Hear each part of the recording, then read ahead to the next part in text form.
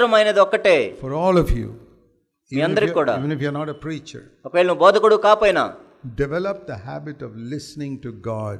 దేవుని యొక్క స్వరం వినటాన్ని అలవాటుగా చేసుకోండి. Because when you are in a difficult situation, ఎందుకంటే నువ్వు కష్టమైన పరిస్థితిలో ఉన్నప్పుడు, Lord, I don't know what to do. ఓ ప్రభువా నాకు ఏం చేయాలో తెలియదు. Shall I take this job or that job? ఒకవేళ ఈ ఉద్యోగం తీసుకోవాలా ఆ Shall ఉద్యోగం I go to తీసుకోవాలా, this town or that town? ఒకవేళ ఆ పట్టణానికి వెళ్ళాలా ఈ పట్టణానికి వెళ్ళాలా, And you have not got used to listening to God's voice, you won't know what to do. ఒకవేళ దేవుని స్వరం వినే అలవాటు లేనట్లయితే నీకు ఏం చేయాలో తెలియదు.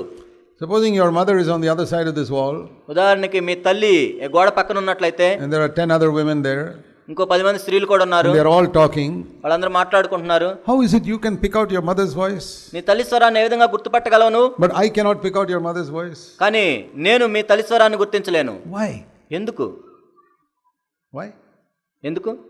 Because I have never heard your mother's voice. ఎందుకంటే మీ తల్లి స్వరాన్ని నేను ఎప్పుడూ వినలేదు. But you have heard it for so many years. కానీ ఎన్నో సంవత్సరాలు నువ్వు వినున్నావు. Even if 10 or 20 other women are speaking, you can pick out your mother's voice. 10 మంది 20 మంది స్త్రీలు అక్కడ మాట్లాడుకుంటున్న నీ తల్లి స్వరాన్ని నువ్వు స్పష్టంగా That గుర్తించగలవు. is the principle. అదే నియమం. When we are seeking guidance, మనం నడిపింపు కోసం చూస్తున్నప్పుడు so many voices in our heart. అనేక స్వరాలు వస్తుంటాయి. And people also come with so much advice. Do this, don't do this, etc. అనేక మంది కూడా ఇది చేయి అది చేయి అలాంటి చేయొద్దు అని చెప్తుంటారు. We get so many advice in our mind. మన మనసులో అనేక సలహాలు వస్తుంటాయి. It's like 20 people speaking. 20 మంది And the మాట్లాడుకుంటున్నట్లుగా. devil is also saying something. అపవాది కూడా ఏదో చెప్తుంటాడు. And I say, Lord, what is your voice in the midst of all this? ఇప్పుడు వీటన్నింటిలో మీ స్వరం ఏది? You got to get used to listening to God's voice. కాబట్టి ప్రభు యొక్క స్వరాన్ని వినే అలవాటు చేసుకోవాలి మనం. If I listen to your mother's voice for 10 years, I'll also be able to recognize it. ఒకవేళ మీ తల్లి స్వరాన్ని నేను 10 సంవత్సరాలుగా వింటూ ఉంటే నేను కూడా గుర్తించగలను. Even some people in our church now, whom I've heard for 10-15 years, some brothers call me up. As soon as they call, I can recognize their voice on the phone. మన సంఘంలో ఉన్న 10-15 సంవత్సరాల సంఘంలో ఉన్న వారు ఫోన్లో మాట్లాడినా కూడా వెంటనే గుర్తించగలను. They don't have to say who they are. As soon as they speak, I know who they are. వాళ్ళు ఎవరో చెప్పాల్సిన అవసరం లేదు, ఎందుకంటే వాళ్ళ స్వరం విని Because గుర్తుపట్టగలను. I recognize their voice. ఎందుకంటే వాళ్ళ స్వరాన్ని నేను Because I గుర్తుపట్టగలను. heard it so often. ఎందుకంటే నేను ఎన్నోసార్లు విన్నాను. So you must develop the habit of listening to the word of Jesus Christ. కాబట్టి యేసుక్రీస్తు ప్రభు యొక్క మాటలను వినే అలవాటు చేసుకోవాలి మనం. Then you'll be able to recognize in the midst of other voices. అప్పుడు మాత్రమే ఇతర స్వరాలతో కలిసి ఉన్నప్పుడు దాన్ని గుర్తుపట్టగలం. You ask me, how can I recognize the voice of Jesus? కాబట్టి మీరు అడుగుతారు యేసు ప్రభు యొక్క స్వరాన్ని నేను ఏ విధంగా గుర్తుపట్టగలనని. By reading this book, first of all, the Bible. మొట్టమొదట పరిశుద్ధ గ్రంథాన్ని బైబిల్ను చదువుట ద్వారా. Because here is God's voice, definitely. There's no other voice here. ఎందుకంటే ఇందులో కేవలం దేవుని స్వరమే ఉంటుంది, ఏ స్వరం ఉండదు. This is 100% God's voice. 100% దేవుని స్వరం ఇది. If I read and read and read and read and read and meditate and think about it, నేను దీన్ని చదువుతూ ధ్యానిస్తూ ఉన్నట్లయితే, it will be like becoming so familiar with the voice of God. దేవుని యొక్క స్వరంతో మనం ఎంతో తెలిసినట్లుగా ఉంటుంది. That one day when I asked the Lord, ఒక రోజు నేను ప్రభువుని అడిగినప్పుడు, Lord, shall I go here or here? ప్రభువా నేను ఎక్కడికి వెళ్ళాలా ఇక్కడికి వెళ్ళాలా? The Lord will say here. ప్రభు చెప్తాడు నువ్వు ఎక్కడికి వెళ్ళు. And it will be clear. ఇప్పుడు ఎంతో స్పష్టంగా ఉంటుంది. Lord, shall I take this job or that job? ప్రభువా నేను ఈ ఉద్యోగం చేయాలా ఆ ఉద్యోగం The చేయాలా? Lord will say that job. ప్రభు చెప్తాడు ఆ ఉద్యోగం And it వెళ్ళు. will be clear in my heart. అప్పుడు నా హృదయం ఎంతో స్పష్టంగా ఉంటుంది. But if you neglect reading the Bible, కానీ నువ్వు బైబిల్ను చదవటం నిర్లక్ష్యం చేస్తే, I don't have time to read the Bible. నాకు సమయం లేదు బైబిల్ని చదవటానికి. Then one day when you're stuck looking for a decision, కానీ ఒక నిర్ణయం తీసుకోవటానికి నువ్వు వేచి ఉన్నట్లయితే, you won't know what to do. కాబట్టి ఏం చేయాలి నీకు అర్థం కాదు. I'll give you one example. నేను ఒక ఉదాహరణ ఇస్తాను. In 1964, 1964లో on the 6th of May, మే 6వ తారీఖు God spoke to me. దేవుడు నాతో మాట్లాడాడు. Leave your job. నీ ఉద్యోగాన్ని in the విడిచిపెట్టు, Navy. నావికా దళంలో Come out to serve me. నన్ను సేవించడానికి రా. So I went to the base where I was working and put in my resignation letter and said, I want to leave. కాబట్టి నేను ఎక్కడైతే పనిచేస్తున్నానో అక్కడికి వెళ్ళి రాజీనామా చేశాను. And they sent it to Naval Headquarters in Delhi. నావికా దళం ఢిల్లీలో ఉన్న దానికి వాళ్ళు పంపించారు. And I had written there, I want to serve Jesus Christ, not Navy anymore. నేను యేసుక్రీస్తు ప్రభువుని సేవించాలనుకుంటున్నాను, నావికా దళాన్ని కాదు ఇంకా అని రాశాను. So Naval Headquarters, when they saw this, they thought, what is this, madman or what? Rejected.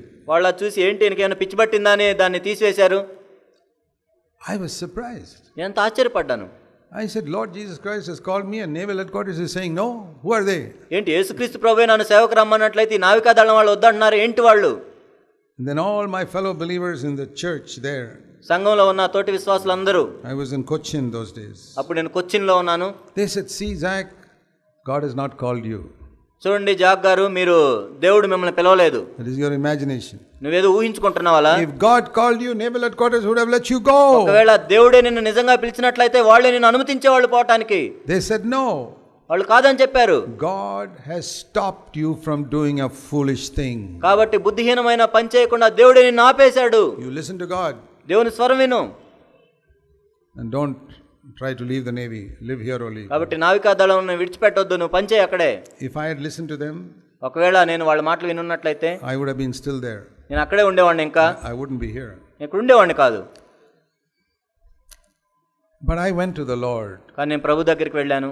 And the Lord, I asked the Lord, these people are all saying I didn't hear you properly. ఓ ప్రభువా, నీ మాటలు వినలేదని వీళ్ళందరూ అంటున్నారు. Tell me, what should I do? You called me to serve you. I put in my resignation, but they say no. ప్రభువా, మరి ఇప్పుడు ఏం చేయాలి? మీరేమో నన్ను రమ్మన్నారు, నేనేదో రాజీనామా చేస్తే వాళ్ళేమో అంగీకరించట్లేదు, ఏం చేయాలి? And the Lord said to me, అప్పుడు ప్రభు నాకు చెప్పారు, when Moses went to Pharaoh మోషే ఫరో దగ్గరికి వెళ్ళినప్పుడు and said, we want to go to serve the Lord, మేము వెళ్ళి దేవుని సేవించాలనుకుంటున్నాం. Pharaoh said no. ఫరో చెప్పాడు కాదు అని. What did Moses say? అప్పుడు మోషే ఏం చేశాడు? Oh, maybe I made a mistake. అయ్యో, నేను తప్పు చేశానేమో, Maybe God did not speak to me. వచ్చే దేవుడు నాతో మాట్లాడలేదేమో, Let me go back to my father-in-law's house and look after the sheep. సరే నా మామ దగ్గరికి వెళ్ళి ఇంకా గొర్రెలు కాసుకుందాంలే అనుకోలేదు. లేదు, ఆ విధంగా అనుకోలేదు. What did he do? ఏం చేశాడు? He went back to Pharaoh second time. మరలా ఫరో దగ్గరికి రెండోసారి వెళ్ళాడు. I got my answer. అప్పుడు నాకు జవాబు వచ్చింది. So I applied again. So మరలా నేను రాశాను. Again they said no. మరలా కాదని చెప్పారు. What did Moses do? మోషే ఏం చేశాడు? He went back again. మరలా వెళ్ళాడు. So I applied again. నేను కూడా మరలా రాశాను. But before God sent any plagues on the Navy, they released me. కానీ నావికాదళానికి ఎటువంటి వ్యాధులు రాకముందే, తెగుళ్ళు రాకముందే దేవుడు నన్ను వదిలిపెట్టాడు. There were no frogs or anything that God sent. అక్కడ ఇంకా కప్పల రాకముందే దేవుడు నన్ను విడిచిపెట్టాడు. And after 2 years, they said, okay, go. 2 సంవత్సరాల తర్వాత సరే నువ్వు వెళ్ళన్నారు. If I had listened to all those believers, ఆ విశ్వాసులందరి మాటలు నేను వినున్నట్లయితే I would never be a servant of the Lord today. నేను ఇప్పుడు దైవ సేవకునిగా ఉండేవాడిని కాదు. Sometimes you have to listen to godly men.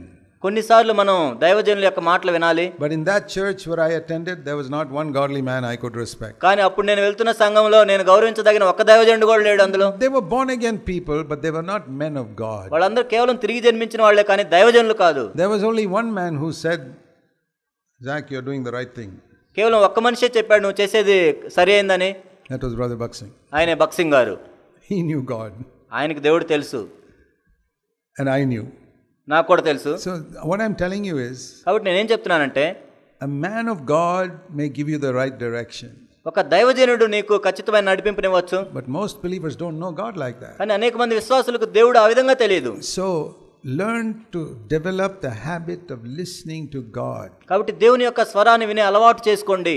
Read the Bible regularly. దేవుని యొక్క వాక్యాన్ని క్రమంగా చదవండి. Then you'll get an answer in different situations. అప్పుడు అనేక పరిస్థితుల్లో నీకు జవాబులు వస్తాయి.